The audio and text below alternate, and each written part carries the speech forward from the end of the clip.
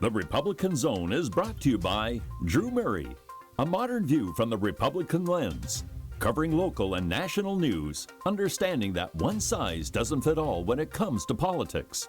The Republican Zone airs Wednesday from 1 to 2 p.m. and Saturday from 3 to 4 p.m.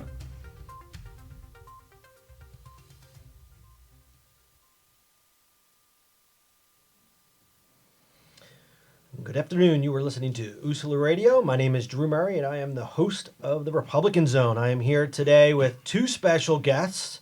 One is my beautiful daughter, Alexandra Caroline Murray, and the second is my good friend, I got to say the handsome, Fareed Abdullah.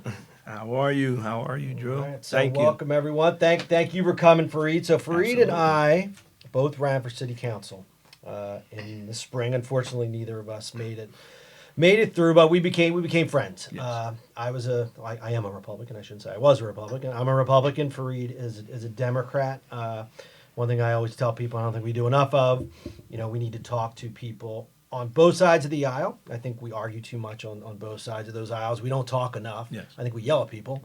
And on both sides, I don't think one side is worse than the other. But Fareed and I became good friends because as Fareed knows, you see a lot of each other over a campaign.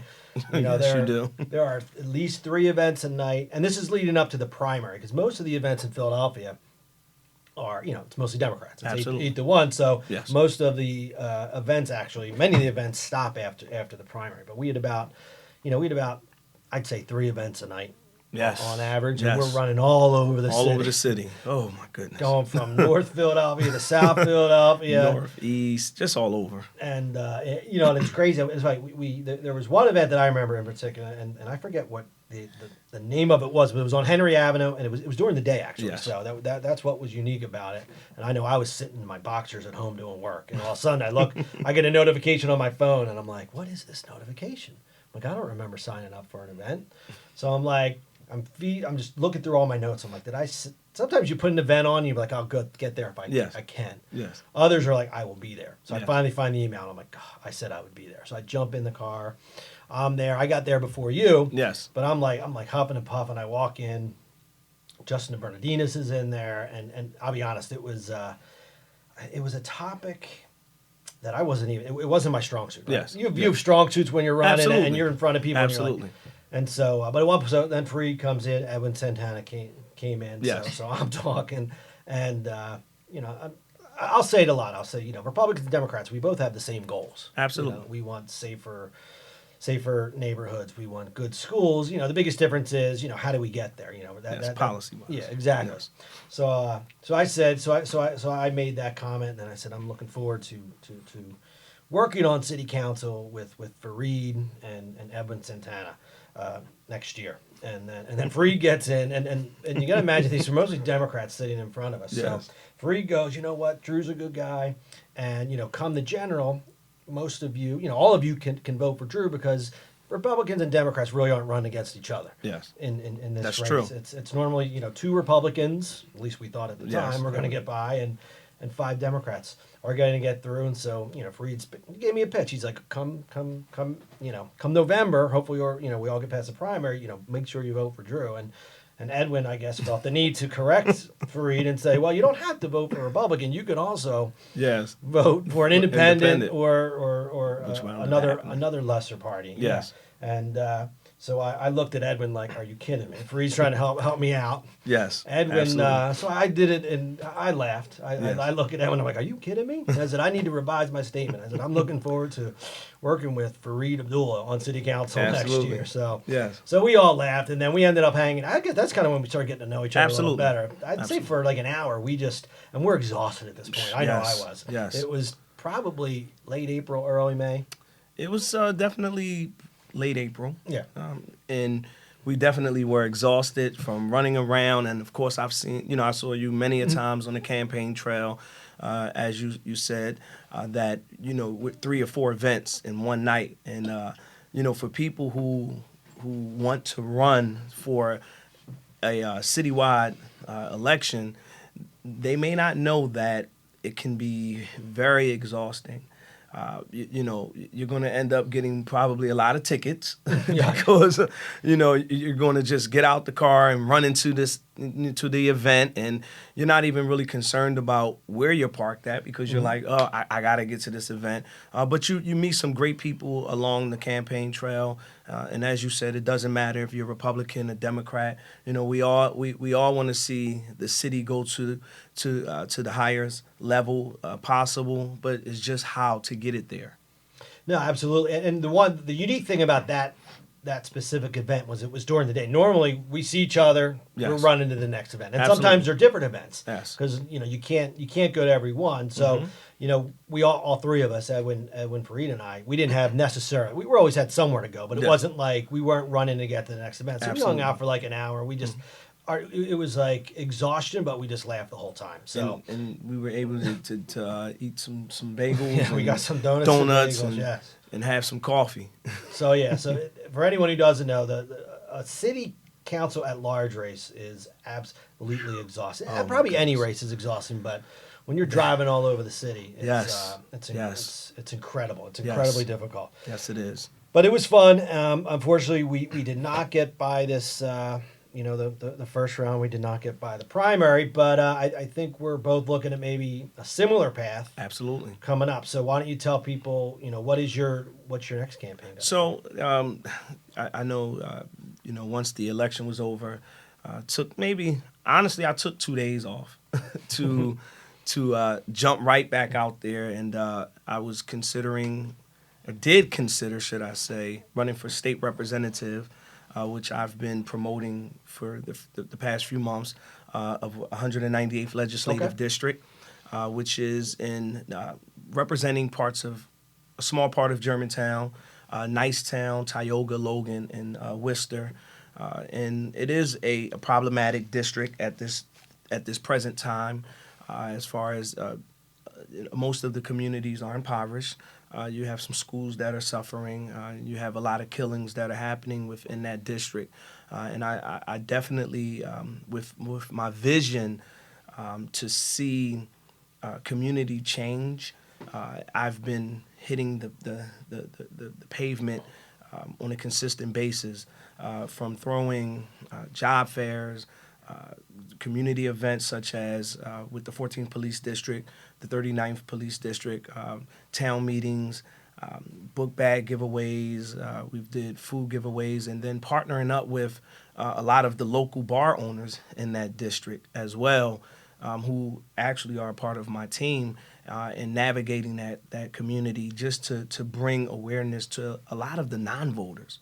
There are a lot of people in that area who don't believe in voting. Sure. So that has definitely been my plight to get out there and educate the individuals in that community on why voting is very important and who they're voting for. And speaking of education, you're doing all of this while you're in school, right? Absolutely. You're going for your PhD? Yes, my PhD. Nice. Are you going to make me call you doctor when you get No, it? I'm never. Listen, I would if I were you. No, you I know would. what? Somebody said that. I'm not going to make anyone call me doctor. Of course, it will be Dr. Abdullah. I'm actually in my first year of my doctoral degree for educational leadership and administration at Drexel University, which I love this school.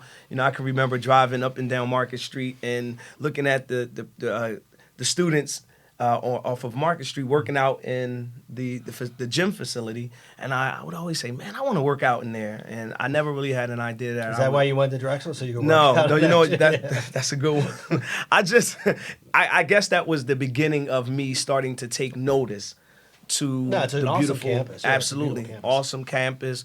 I have 8 other people that's part of my cohort, and we're forming a friendship. But even when I ran for council at large, I didn't tell anybody that I was doing my master's. So while we're running all across the city, I'm rushing back home by 9:30, 10 o'clock to get a 6, 7 to a 15-page paper done by 11:59, that night. So it's definitely something that I was built for. And doing my doctoral degree is really based off of this city. Wow. How long do you think it's going to take to do the doctorate? It's 3 years. Wow. 3 years. We have 2 years of coursework, and then next year, the third year is our dissertation. So our professors are definitely pushing us to have an idea what our dissertation will be. Right now, we're working on logic models and. Now, what happens when you win the state reps race? So I still will be doing my doctoral. doctoral? Yes, still will be doing the doctoral. My second year of coursework. Is it mostly at night, or you do it? No, during the it's day? so 60% online and then 40% in Oh, okay. class. So once a month we go into the classroom for 4 hours Friday, 4 hours on Saturday, and then we don't meet up again for an executive weekend until the following month. Okay, so this I was going to say. It sounds like I got my MBA Temple, so I am an owl. Okay, there you go. So it's Temple. like Try to get into Temple. So it's about it's like an executive program. Absolutely. It's more on the weekends. Absolutely. And it's a lot more group oriented. Absolutely, Group project absolutely. Okay. Yes. Gotcha. So we have once a week we have Zoom conference with our professors and the other cohorts, and we discuss everything that we're doing and what is expected of us. Of course, we go off of our syllabus, and it's a lot of fun. Learning a lot, but it's still the beginning, and I look forward to going into year number 2 and Well, I then applaud getting you. the doctor. Thank you. When I finished my MBA, I was like, I am never going back to school Yeah. for another degree. Maybe here and there take a course, Absolutely. maybe learn a language. And I'm like, I'm not There you go. going full time. So more about your state rep race. Yes. Who currently holds that seat? Rosita Youngblood is the state representative for that district. She's been there, I think, around 22 to 24 years, should I say, and I don't believe that she's running again for re-election. There's been conversations in the rumor mill that she's going to retire, but I do believe that she's picked someone to follow in her footsteps, which is fine, with me. We want to make this a friendly race, and as you know, Democrats in this city can be very vicious to one another. Yeah, Republicans too. Just in the political climate, but we don't want to get into that dirty antics and everything. May the best man, woman win the seat. So Rosita Youngblood is the current state representative. Okay. And I think the city council race, both on the Republican and Democrat, it seemed like everyone was pretty civil to each other. I know Yes. one person, I won't mention the person's name, did, and there was a panel of 5 people. This person said, well, I hope no Republicans get elected to city council at all. And it was David O., myself, Oh, wow. Sherry Cohen, this person who said it, and then David O. leans over, he goes, did she just say she doesn't want any Republicans at all? I wonder said, who yes, that was. Yes, she I did. think I know who you're talking about. I'll tell you afterwards. Okay. Yeah. Wow. But it was that was the only time anyone, and she wasn't coming after me, she was coming after Republicans. So Gotcha. It wasn't exactly, Okay. wasn't a personal attack. But actually, the person did kind of, when I was talking about school choice and charter schools, she pushed back on me a little bit there as well, because I told I said, oh, my daughters go to a Catholic school, Okay. and we chose not to go to our local neighborhood school, and she made a point to say, and again, this was a different forum, and this Okay. is actually right outside in Mount Airy. She said, well, not everyone has a choice to send their child to a Catholic school, and she was definitely pointing right to me. Okay. And the funny thing is, I learned later that she went to a Catholic school when Wow. she was younger. So Pot calling the kettle black. Yeah. So I said it was a she. So there's 50-50 chance you could figure out who it is. Okay. But, I think I know what you're talking about, but yeah, that's I'll another let story. you know after the fact. Okay. Yeah, I don't think this person liked me or any Republicans. But what can you do? You can't please everyone all the time. And that's the problem. Like we said before, now we have one Republican and one independent coming back in, which Kendra Brooks won. She wound up winning as an independent. But you have to work across the aisle, and I've always carried that, that narrative with me. That it's not about, what party you represent. It's how you're going to be able to get the job done, and knowing once we go into the state house in Harrisburg, is predominantly Republicans. Yeah, to be honest, yeah. more Republicans There's than more Democrats. Republicans, absolutely. So if you're not able to, find a common ground with those who may not see things the way you do, you're going to have a problem. This isn't about competition. It's about reaching that goal that you said earlier, but finding the best way to get it done. Absolutely. So we're going to take a quick break. We'll be back in a couple minutes with Alexandra and Fareed. Yes.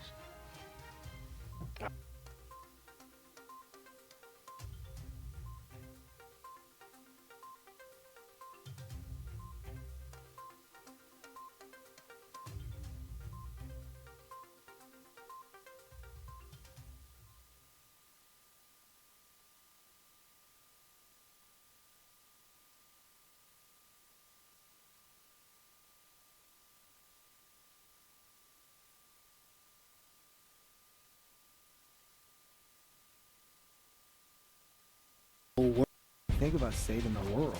You have to think about saving one person. Because of you, someone's entire life can change. You don't have to be a superhero to have a positive impact. Friends?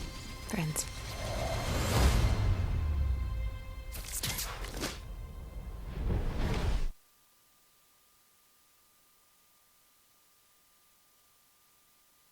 $150 over $90. 180 over 111. 160 over 110. I had a stroke. This is what high blood pressure looks like. You might not feel its symptoms, but the results from a stroke are far from invisible or silent. If you've come off your treatment plan, get back on it, or talk with your doctor to create an exercise, diet, and medication plan that works for you. Go to loweryourhbp.org. If I would have followed a treatment plan, I would not be in this situation.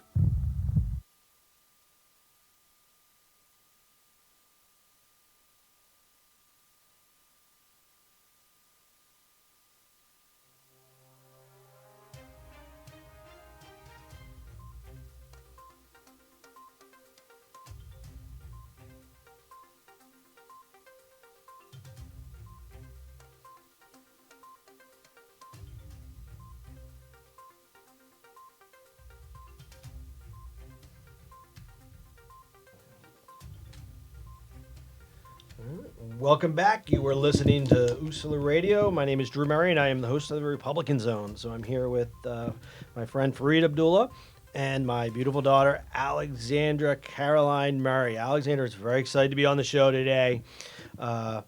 She loves to talk about unions, and there's a backstory to that, and I guess there should be a disclaimer here. You know, the views of my daughter, Alexandra Caroline, are not necessarily the views of Usula Radio, or myself, or even Fareed Abdullah, because, so here's how it started. So it's a very quick backstory. We were going to the movies at Penn 6, which is, right on University of Penn's campus, and there's a Panera Bread that was being built there. And so we were going to the movies a few months ago, probably about 6 months ago, maybe even a year ago, and there was the big inflatable rat outside. Oh. And there were union carpenters handing out notes basically saying, don't eat a Panera Bread. And so Alexander said, why is that? Why are they doing that? So I explained, I said, okay, well, so they're union carpenters. Panera Bread must not have used union carpenters to build the space, to fit out the space. So now they're telling people not to go and eat a Panera Bread. And Alexander did not like that, did you? Did you think that was, what do you think? No? I'm not automatically a hater, but I think they need to chill out. They need to chill out, okay. All right. Well, they're just and then she said, well, what are the difference between union carpenters and non-union carpenters? A union carpenter goes through an apprentice program. They're skilled labor. So when you hire a union carpenter, you know that they have been trained, and that's it. And Alexander was like, well, do you think everyone should have the right to work, whether you're union or non-union? Is that what you said? I said that just because they didn't go through all the courses doesn't mean that they're not as good as unions. And fair enough. I mean, there's some people who I am not a handyman at all, but there are people who are just born with a hammer in their hand, and they don't necessarily go through an apprentice program, but that doesn't mean that they're not skilled labor. And hey, if you go, you don't necessarily have to go to the apprentice program if you do have that skill. You just have to take the test. But so Alexander said that I am pro union. I think pretty much anywhere in the city of Philadelphia. I think most people are, but traditionally Republicans are they would say, and maybe anti-union. So when Alexander said that, I said, I think I got a little Republican on my hands. Is that right? Do you think you're a Republican or a Democrat? And you could say either, because Daddy was a Democrat about this time last year. Well, here is my advice. I am a 5th grader. I should not care about politics yet. Well, that is true, yes. And they say, hopefully your teachers don't talk about politics too much, other than explaining what it is, and maybe how the structure of politics. Maybe presidents a bit. Yeah, they should. I hope they don't talk about the president at all in your school. That's a bit of a divisive topic. Last year, people would talk about presidents and who they wanted to win, and during social studies, because apparently that was allowed, and the teacher said that she might have personal feelings about the election, but we should not be saying them at school. That is, and your teacher should definitely not be saying. And I always say, people ask who you vote for. I said, there's a reason there's a curtain when you vote. That's true. That's why I don't ever tell people who I vote for. Maybe I told you, Alexandra. Maybe. I think I did. But I normally don't tell people. But unions are a big topic in the city of Philadelphia. And actually on Facebook, I got into a debate. Someone had posted about, the lack of diversity in many labor unions in the city of Philadelphia. Electricians and carpenters are definitely examples. Absolutely. Just because they're the largest and the biggest. Many of them don't have diversity. But I had commented, I said, I thought one of the biggest reasons for the lack of diversity in unions, which they need to do a better job, and they have to figure out how to become more diverse, is, it's more of a legacy thing than anything else. Meaning, I'm a guy, my dad's a carpenter. I'm a girl, my dad's a carpenter. My mother's a carpenter. They follow in their parents' footsteps, and I see that. I hire union carpenters every day, so I see it, and I literally will be on job sites where both the father and the son are on the site. So it's a lot of legacy. I don't think there's necessarily a systemic reason behind the lack of diversity. But tell you what, the people on Facebook disagree with me. So you think now this is where we might debate. Yeah, no, absolutely. Okay. So do you think that it is like you said that it's a generation thing? Like my father was in the union, I'm going to be in the union, or whether that's male or female. But where I disagree is there are a lot of, if you want to say minorities, which in Philadelphia, African Americans are the majority. Majority, yeah, absolutely. 44% of the population, and Caucasians 42%. Am my numbers right? I think it's 42%. No, I think it's about right. Yeah. Okay. So when you look at, let's just take Local 332, Black Laborers Union. Yeah, which is also not diverse, but on exactly. It's supposed to be African American. Yeah, on the flip side. Exactly. Okay, that's a great point. That's a great point. So I guess we can leave that there too. So that is a great point. But when we look at the Carpenters Union, let's say Local 98, where there is a lack of diversity, I do feel like it is a systemic problem with that. And I know a lot of people in the communities that are skilled but can't get into these unionized positions due to the fact of their color. Do you think it is because, do you think it's a racism thing or just they don't know someone thing? Or both, and it could be both. And it is tough. That's a great question. I don't mean to cut you off. That's a great question. I feel like in this city, if you know someone, no matter what color you are, you can rise up the ladder. But a lot of people don't know that someone. So it's up to legislators, it's up to the unions to diversify that, whereas there is a huge population of male and female, or men and women, who are qualified to be in these apprenticeships, who can do these labors, who've, grew up with just a hammer. They know how to fix things, but they can't get into the union. So I do see it as both. Sure. There is who you know, and it's also, racism, in my opinion. No, and on the Facebook, on this string, I didn't post. It was about the diversity. I think I was the first person to post, and people. I think I've seen that. Came after me, and it was like, that there was that, and there were articles published that were from 1965, and I said, look, absolutely, during the Civil Rights era, there was, without a doubt, racism in the labor unions, specifically in the city of Philadelphia. My point was more, could there be racism? Yes. For me, it's like, I'm not going to post something on Facebook unless I know it's there, unless I personally have proof. I'm not going to make a claim when there's no proof of it. So, and I guess I do like to see the good in people and not assume the worst, but do I know there's no racism? Well, look, let's say this. There's racism everywhere to some level, all over in education, everywhere. Yes, it is. So could it be? But is it systemic? That's where I'm not. I don't think it is personally, but am I 100% positive one way or the other? When I look, and I'm on job sites all the time. Number one, the diversity is actually, it's not only race, it's gender. There are not enough women on these job I sites agree with either. you there. Electricians, carpenters, labor union. So we're talking about and what I'm talking right now is construction sites. There's not enough diversity in the carpenters union, and there's not enough diversity in the electricians union, and I think they know that. And I think there's been some steps to change that, but they're not doing a good enough job. It's not fast enough. No, absolutely. I had a conversation with someone, and I think I posted it. He said government, it works. How did he say? He said government is slow. I said, yeah, it's slow when it comes to poor people. But when it comes to those who have money, those that are already in position, it works for them. So the reason why it has not been diversified as fast as it should is because we're talking about people who are less fortunate. If for example, you take someone who is African American, Hispanic, and you say, look, this is my guy, and you take him to the carpenters or electrician union, I'm going to get a leg up because of who I know.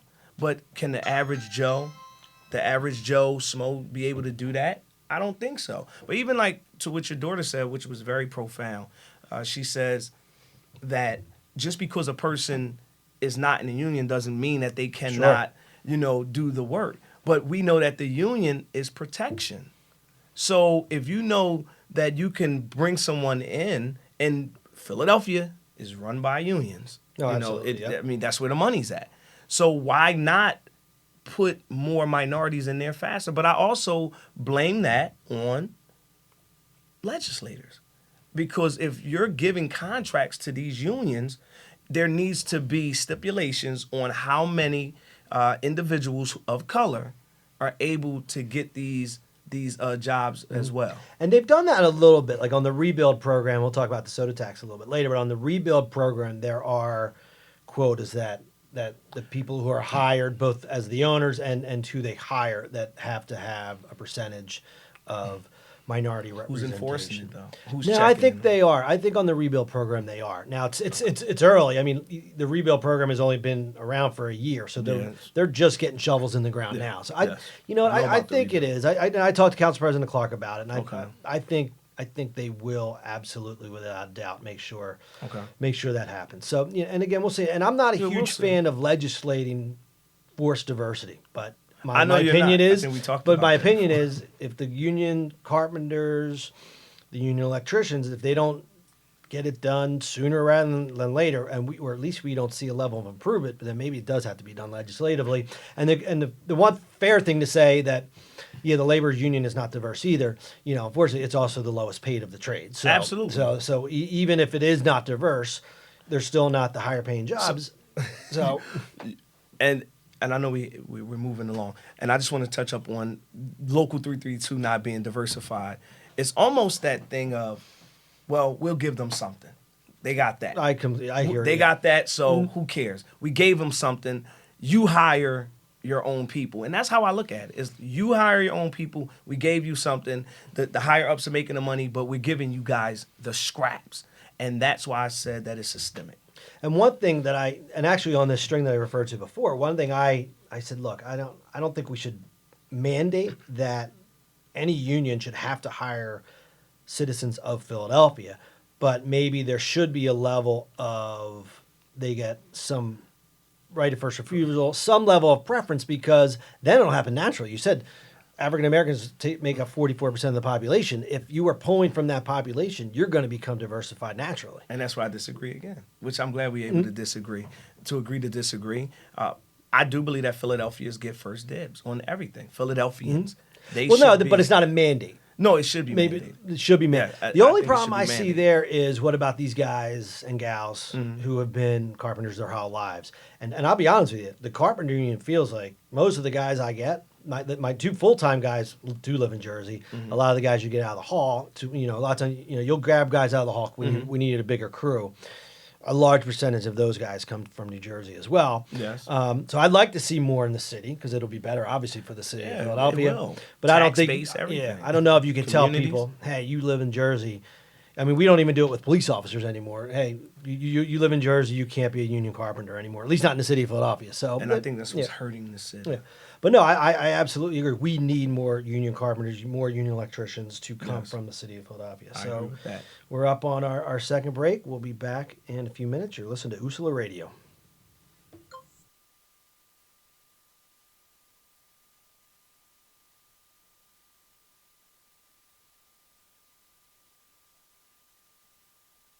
I came out in the 11th grade. Nobody was embracing you. The kids were cruel. It was very difficult to be gay. Not completing high school is more of a social thing than it was an academic thing. And even though all these years have passed, I still had that longing to have my diploma. I have a mentor, Maria, and she convinced me to continue my education. Just never judges.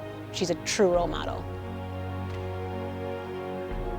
From the depths of my heart, I thank you, Maria, for being a friend and a beautiful person. No one receives a diploma alone, and I'm honored to share this moment with you. Thank you. If you're even considering getting your high school diploma, go get it. You can do it.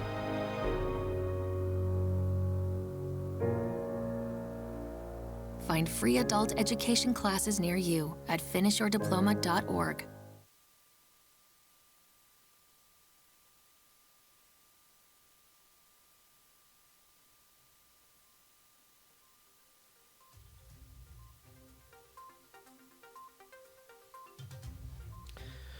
Welcome back. You're listening to Usula Radio. My name is Drew Murray, and I am the host of the Republican Zone. I am here with my daughter, Alexander Caroline Murray, and my good friend, Fareed Abdullah, who is running for state rep in the 198th Legislative District of the state of Pennsylvania. I like city council at large better. When you're running for state rep, it's a very long description of what you're running for. Yes. And especially, I'm not officially announced yet, but the paperwork's basically, I think it's only one piece of paper. Yeah. Is that you have to. It was like 270 signatures. Yeah. Or something? Like, I think it's 300, which is okay. going to be harder than city council because and imagine. To get 1,000 for city council. Yeah, city council was 1,000, which means you want about 1,500 minimum. To 2,000. Yeah, 2,000. I think I turned in 4,000. For Reed, I'm going to bring you out to try to get Republican signatures because you can't walk to every door. You're knocking on every 10. Yes. And the joke is like, not a joke, but if you're a Democrat, you can go to a supermarket and just say, yes, even if you get a couple bad ones, you're 90% of the people walking by. When you're a Republican, you're knocking on every door. That's true. And you're trying to get those signatures, and it's hard. So I got 1,500, and I bet I averaged 8 hours a day myself knocking on doors. It was tough. It was brutal, and it was cold. And it was cold. So it's going to be cold again this year. But we only need 300, but it's a lot smaller area, Absolutely. right? And I it's funny. I didn't get any signatures in my neighborhood, or I got very few. I got the people I knew, but that was it. I went to Bridesburg because that's where they opened their doors. They were friendly. There were a lot of Republicans. But here in the state rep race, you got to stay in your neighborhood. It's a smaller area. So absolutely. So I want to talk about the elections that just went by. And we touched on it a little bit, and anyone who's listening to my show or right on Facebook know my opinion on this. So for the first time in I think 70 years, the Republicans do not hold 2 seats in city council, or they will not come January. And the reason for that is Kendra Brooks took home that second minority seat, and I have a problem with it. And I want to hear. I'm interested to hear Fareed's opinion as a Democrat. My opinion is those 2 minority seats are reserved for a minority party, and there's a reason for that. It's diverse opinions. It's somewhat of a balance of power. It's not much. It's only 2 out of 17 seats. Absolutely. And my issue with Kendra Brooks, who I don't know personally, I'm sure she's very nice. In fact, I can say almost definitely she is, because I know what her passions are, and I know she's trying to do good things for people, especially in underserved communities. My issue is she's a Democrat. She's literally still registered as a Democrat, but she ran under the quote-unquote banner of the working family parties. And I think that's wrong, because I would have been fine. Obviously, I'm a Republican. I wanted 2 Republicans to win. But I would have been perfectly fine if a Republican won, and let's say a true independent, and I know Joe Cox agrees with me on this, if Joe Cox won. It has nothing to do with ideology, because I know, I've become friends with Joe Cox, and he and I are probably on the, if you and I are on different sides of the, Joe Cox and I probably disagree on everything in the world. Had conversations with Except Joe. except that he's like this. He thought it was ridiculous that a Democrat is basically taking another seat. So what is your opinion about Kendra Brooks and the Working Families Party taking one of those minority seats? Well, learning about the working parties, what is the working family parties? Working families parties, which I don't know if it's going to be around long. I do believe that Kendra is a Democrat, and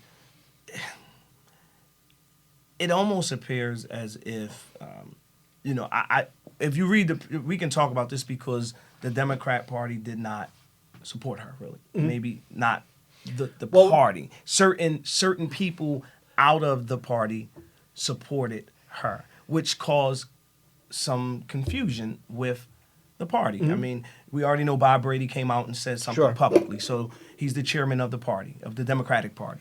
But with Kendra, I don't believe that her views are as the same as the traditional Democrats that are already in position. I believe they're more liberal than what we already see. Sure. My issue, and it's not personal, but my issue is I don't know her platform.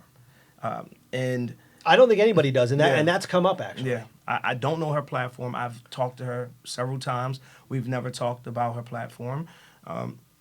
But I don't know who's going to control, or is she going to be able to pass any or get any bills passed? I don't know. And another interesting thing is another issue that I have with it, and the same thing happened when Larry Krasner, and I'm not a big fan of Larry at all, was elected. He got a ton of Soros money, not directly, but Soros put money into this area promoting Larry Krasner. The Working Family Parties, I believe the number was $300,000 they put into to Kendra and Nicholas. Yes. And that's outside, that's not Philadelphia money. So Yes, it's in many ways, it's not Philadelphians making that choice. And that bothers me. I think, and I think it should bother every Democrat, including yourself. I mean, obviously you have your own opinion, but who worked their butt offs on, in that primary and tried to raise money and did everything they could to make it. And Kendra she skipped the first 4 or 5 months of the election. Not that she didn't work hard from May until November. I'm sure she did. Her and Nicholas O'Rourke, I'm sure they both did. I don't know Nicholas. Yeah. Never seen him. Yeah, I've never met Kendra or Nicholas. I've never seen Nicholas. I don't know. I know what he looks like, but I've never seen him in the communities. I don't know. And that's an interesting point too. Was it just they just found someone and said, "Hey, we're going to bring this person in"? I know, the only thing I know about Kendra is that she is a community activist, and she's an activist with education. So she's been in the fight, right? So from that standpoint, I don't necessarily have a problem with it. My biggest problem is it's just another Democrat on city council. When right now there's 3. There's Councilman Brian O'Neill. There's Councilman Al Taubenberger and Councilman David O. Now there's only going to be 2. So there's not much diversity of opinion on city council. Now I see what you're saying. You think she's more progressive than a lot of the city members of city council now. She's very progressive. If you want to even say progressive, I mean, I feel like we're all progressive in some some sort. I feel like you used to just be liberal, and I think then for some reason I'm not liberal per se, but I never thought it was a bad word. But I think people felt like that became a bad word. So then people call it progressive and liberal are different. But I feel like progressive became a more a better term for people who are on the left. And I think what I'll say is progressive. I think at least what people envision are people who even further left than a lot of Democrats, kind of on the left side of the Democratic Party. My issue with the working families party. Yes, it's like the working family party. What is their agenda? What are they trying to convey to the masses of people? this might bring us into our next segment. I don't know if you want to go into that with the crime. Well, I know. Oh, yeah, sure. Yeah. I don't believe that their agenda is to push a collective change for the killings that are happening, because not once did I hear any of these candidates talk about these problems. It was more of, we need to unite, and I believe we need to unite. We need to, inclusion is great, but who's going to pull the strings? Sure. And that's what I want to know, and I want to see what she's going to do. And it's interesting. Well, I will say that I think no one knew she didn't really have any policies. She was just saying, what her platform was? I want all Republicans out of city council. And at one point after the election, after she won, she was on the radio station and she said, I'm in favor of safe injection sites. And a lot of people called in and said, I didn't know that. I wouldn't have voted for you. Yes. So, and those are important things. I'm opposed to safe injection sites. So am I. I think we need to absolutely help people who are in the cycle of addiction. Yes. But I think safe injection sites enable people, and I think they're going to be bad for our communities. I agree. And I think violence, which is already an issue in Absolutely. so many communities all around the city of Philadelphia, is probably even more so or definitely more so in underserved communities. Yes. Safe injection sites are not going to help. I totally agree with you. And when we were running for at large, we were on a panel at University of Penn, and every Democrat that was on that panel was in favor of the safe injection sites, except for me. Sure. And I stood up and said, hold on, I'm a Democrat and I'm totally against it, and this is why I'm against it. It enables people to do, the total opposite of what it should do. People is going to basically empower the drug dealer to continue to sell drugs. We can take that money and use it for programs, not creating a safe injection site right here in the heart of the city. Like, we already have issues in that area. And that's a great point with the drug dealers. I don't necessarily think the people who are doing drugs, they do commit crimes because they are stealing things in order to buy the drugs for that habit. But I don't think they're necessarily violent. But drug dealers absolutely are violent. Yes. And violence in our city is a huge problem. And it's interesting, I didn't feel like that was a big topic during the campaign at all. Like, you heard about sanctuary cities, soda tax, safe injection sites, education. Violence never came up. And as someone who was running, you somewhat respond to what people are asking from the audience. Absolutely. Violence did not come up much, but I'll tell you what, in the last 2 months, it's come up a lot. And for better or worse, I mean, it's horrible that this happened, but there are so many children getting shot. I mean, I think there's been 5 in the past month.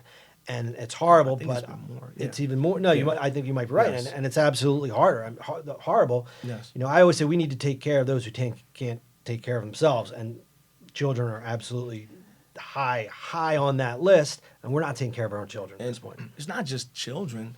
I mean, we're gonna be honest. It's in the Black communities, and I think a lot of people want to shy away from that because it's kind of hard to face, but being, a Black male, Black female, African American, whatever you want to, describe yourself as, we have to see it all the time. We have to live with it. We have to go to the funerals.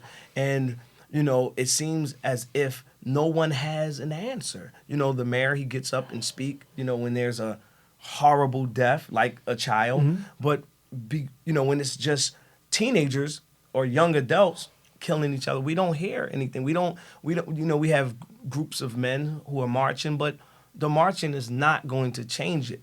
There has to be real tough decisions, and I've already said it. We need to not lock this problem up, but we have to make sure that the individuals who are out here doing these, senseless acts of violence, that they are dealt with, and that they know that the city's not afraid of you. You're going to be afraid of us. Because right now they're not afraid of anybody. And I think part of the issue, and by no means the only reason for that, is everyone knows I am not a fan of Larry Krasner. And I think now, whether you like him, you love him or hate him, I think that people committing this violence are not afraid of the consequences. I think they think they're going to get lesser sentences because of Larry Krasner. And people can agree or disagree with me. I mean, that's how I feel. This is what the young people are not afraid, because they know that when leaders speak on something, they don't finish it. They just start it, but it never finishes with anything because they stop.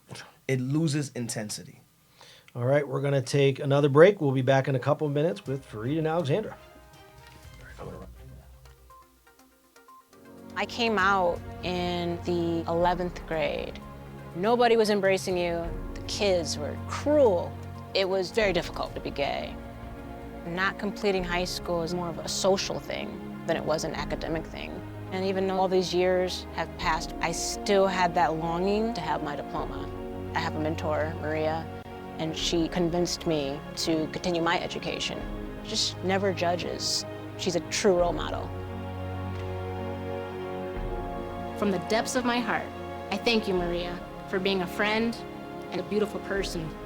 No one receives a diploma alone, and I'm honored to share this moment with you. Thank you. If you're even considering getting your high school diploma, go get it. You can do it.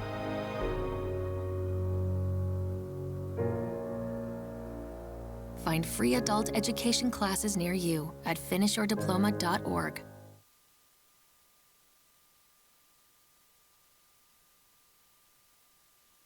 Sometimes the things we do or say can make others feel hurt, excluded, or isolated.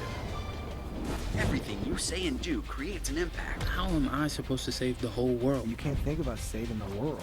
You have to think about saving one person. Because of you, someone's entire life can change. You don't have to be a superhero to have a positive impact. Friends? Friends.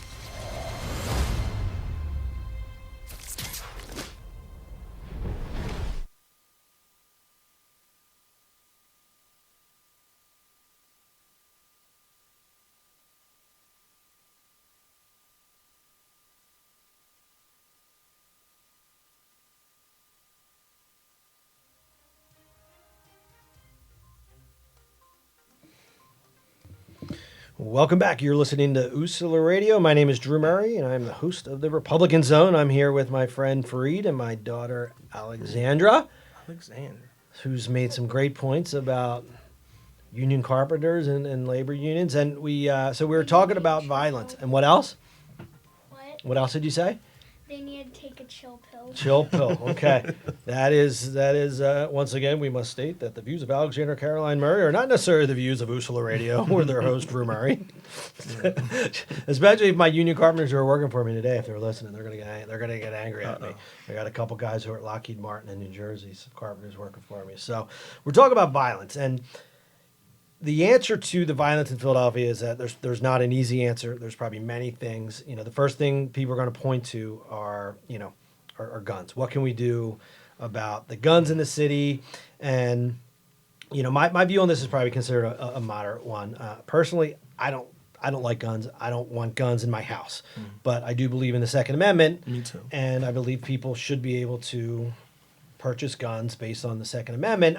I will say that I believe in universal background checks, and I think that those who do commit crimes, specifically straw purchases, because I think that's a huge problem, they need to, that needs to be a more severe penalty, a more severe sentence if you are convicted of a straw purchase, because, they'll say most people who are committing crimes are doing so with an illegal gun. Absolutely. So how do they get those illegal guns? Exactly. Straw purchases. Yeah. So, that's my opinion. And look, that's only one part of the issue. It's not going to solve everything, but what's your views? What are your views on gun violence, gun control, and things like that? So with the gun control, we don't know where these guns are coming from that are in the streets illegally. It's easy to get a gun like it's easy to get a bag of chips out of the corner store. Anyone can purchase a gun now. So we don't know how they're getting into the communities. People have theories. They say it's the government and, people, the gun owners are distributing these guns, for more money. We don't really know. But when it comes to the violence that we see plaguing this city, as I said in the last segment, it needs to be some tough decisions being made on not being afraid to let the violent offenders feel like they have free liberty to do whatever they want to do. And I feel that a lot of times, we don't know who's carrying a gun. Police officers, I don't even think they have a clue on who's doing what. It's out of whack, but in order to really change that, we have to push back. We can march all day long, we can throw money out there, but we have to push back because you're going to find a group of individuals who could care less. This is the life that they've chosen, and they're going to stick to this because this is what they want to do. And gun control is a really interesting topic, specifically for us running for state rep and having run for city council, because there are people in city council who want more control over gun legislation, and gun legislation lays in the hands of the state. Whether, and the state does not want to give more control to Philadelphia. Philadelphia wants more control.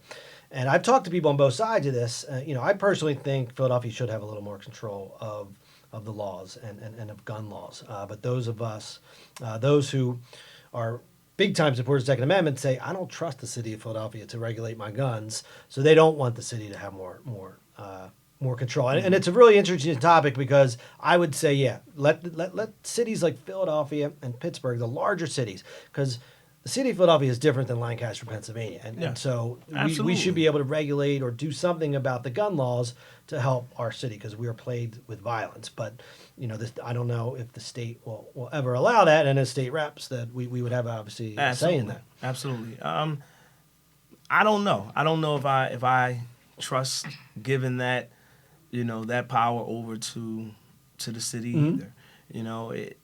Let's be honest. A lot of the politics in the city is corrupt. I don't know, if that's something that I would be willing to give over as well. Maybe with different leadership. I think that, working collaboratively together, we could come to a common ground whereas we can have a joint bill with city council or city legislators and state reps or state rep senate and find ways to add some measures to the city of Philly. Sure. And the one thing we something has to be done. And you're right. I think tough decisions need to be made. So, another topic that I'm just looking at my notes that came up during the city council race. There were always three. There was sanctuary city, safe injection site, and the soda tax. Yes, those three all the time. We talked about safe injection sites. The soda tax, I tell people that I am in favor of the programs that they fund. Yes. But, so I'm in favor of universal pre-K and I'm in favor of the rebuild program. But I'm opposed to the soda tax. What are your thoughts on the soda tax? I'm opposed of the soda tax. And when I first really learned about where the money is going, which is still sitting in the general fund, the money never really went to the revitalization of the pre-Ks and really that money that's sitting there. We can end this now. That money that's sitting there can go into fixing up our existing schools that are messed up. Sure. So I don't feel like it's helping. I feel like it's hurting. It's taking, because people are still in impoverished communities, they're still purchasing sugary beverages. Well, the one thing, and I think it may have even been during that talk at Penn, that you made a great point that I didn't necessarily think of.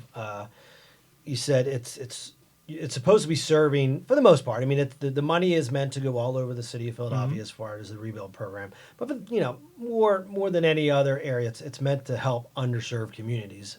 And you made a point. You said, well, it's the underserved communities that are getting hurt the most by it because they don't have the ability to cross City Line Avenue to go purchase sodas. So it's like, even though you're trying to help these underserved communities, they're the ones paying much of those taxes. Absolutely. When they don't have the ability to do so. So that was a good point. That was something I didn't think about. And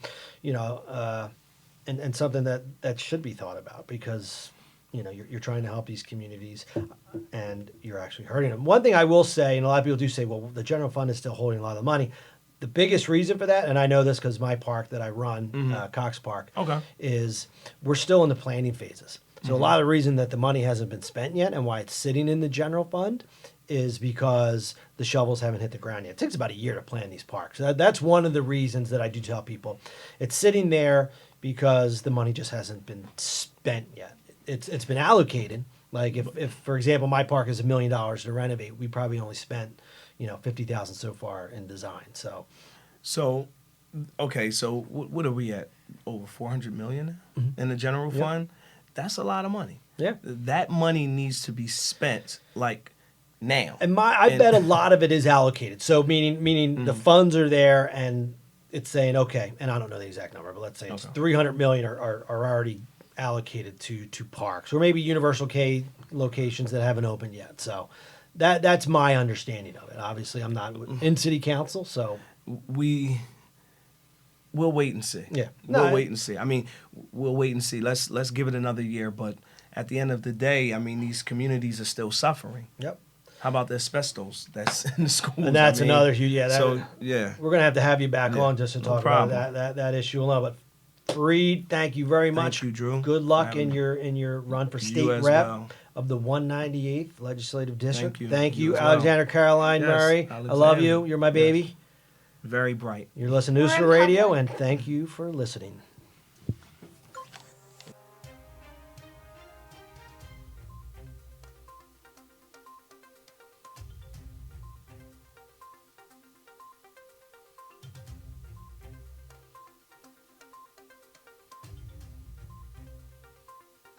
Sometimes the things we do or say